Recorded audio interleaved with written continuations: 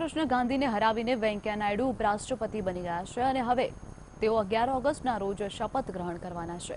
ત્યારે શપથ ગ્રહણ કરવા પહેલા વેંકૈયા નાયડુ આંધ્રપ્રદેશના તિરુપતિના આવેલા તિરુમાલા મંદિર પહોંચ્યા હતા અને ત્યાં તેમણે પૂજા અર્ચના કરી હતી।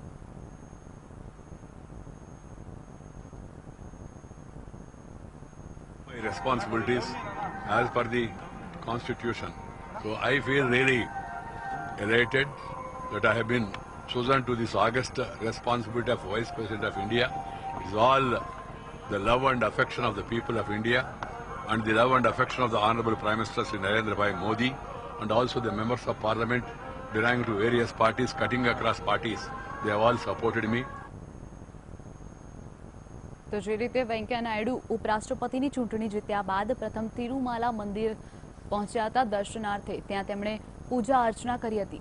જણાવી દઈએ કે 11 ઓગસ્ટે તેઓ શપથ ગ્રહણ કરવાના છે અને ઉપરાષ્ટ્રપતિની પદે બિરાજશે, જ્યારે 10 ઓગસ્ટે હામિદ અંસારીનો કાર્યકાળ પૂર્ણ થવા જઈ રહ્યો છે।